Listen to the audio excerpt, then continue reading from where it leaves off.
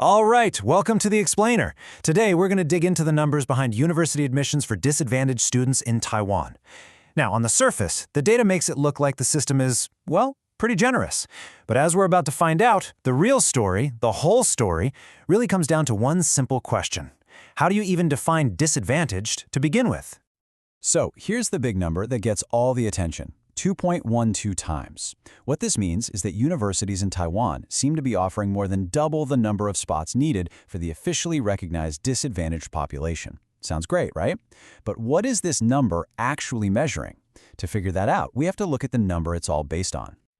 Okay, so first up, the official baseline. Let's figure out who exactly counts as disadvantaged. What's the number that all of these university programs are being measured against? And here it is. 2.1512%. According to official government data, that's it. Just a little over 2% of the entire population in Taiwan is officially registered as economically disadvantaged. This is the bedrock number, the one everything else is built on. Now, to be super clear, this isn't some fuzzy estimate. Nope, it's a really specific legal definition. We're talking about individuals and households that are officially registered as either low income or middle to low income. This is the exact group that all those government support policies are aimed at. All right, Section 2, the university response, an increase in opportunity. So the government says the need is about 2.15%. How are the universities stepping up? Let's take a look. And the response is, well, it's pretty clear. You see the official disadvantaged population sitting there at 2.15%. But then look at the universities we checked out. On average, they're offering 4.56% of their admission spots to this group. I mean, on paper, that's a commitment that more than doubles what the official numbers say is needed. And if we put some hard numbers on that, in total, the universities in our source provided 748 spots out of a total of over 16,000 admissions. And when you do the math, what do you get? You get right back to that headline number we started with, 2.12 times. The takeaway seems obvious. These universities are doing more than double what's officially asked of them. And it's interesting, because it's not a one-size-fits-all kind of thing. Different schools are tackling this in different ways. You've got places like National Taiwan University that literally create brand new spots just for these students, completely separate from regular admissions. Then you have others like National Taiwan Normal University that give priority to disadvantaged students for spots that are already there.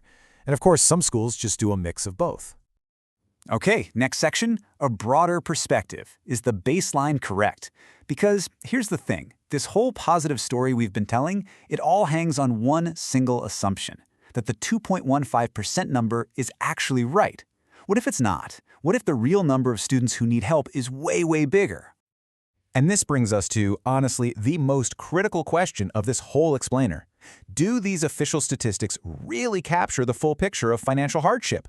I mean, does that very narrow, very legalistic definition of disadvantaged actually reflect how many students are out there struggling to make ends meet? Well, according to some scholarly research, the real picture is completely different. Some studies estimate that the actual percentage of the population facing real financial hardship isn't 2%. No, it's closer to 12%. I mean, just look at this.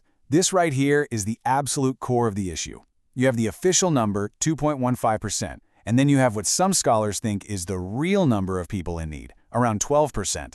That gap, it's enormous. You've got this massive population of students who are basically living in a statistical blind spot. Okay, let's move on. The implication, highly concentrated access. So, what does this new perspective do to our understanding of all those university spots? What does it mean for that impressive-sounding 2.12 times number? Well, here's what it means. That officially recognized group, the 2.15%, they make up only about 1/6 of the total estimated population that's actually in need. Think about that. All those dedicated resources, all those extra university spots we've been talking about, are all being funneled toward this one tiny fraction of the whole group. To put it another way, those 4.56% of university spots are being fought for by a group that is just a sliver of the total potential disadvantaged population. So yeah, while the universities are doing a great job targeting that official 2.15%, their efforts are completely missing the vast majority of students who might be struggling. For every one student inside the system getting support, there could be 5 others on the outside with nothing. So, finally, the unresolved question, a distribution dilemma. And look, this data doesn't give us some nice, easy solution. Not at all. What it does is reveal a really tough, fundamental problem in how we think about distributing opportunity. So this is the big question we're left with. When you're facing this huge gap between the resources you have and the potential need that's out there, what do? How can you make sure educational opportunities are handed out in the most effective way?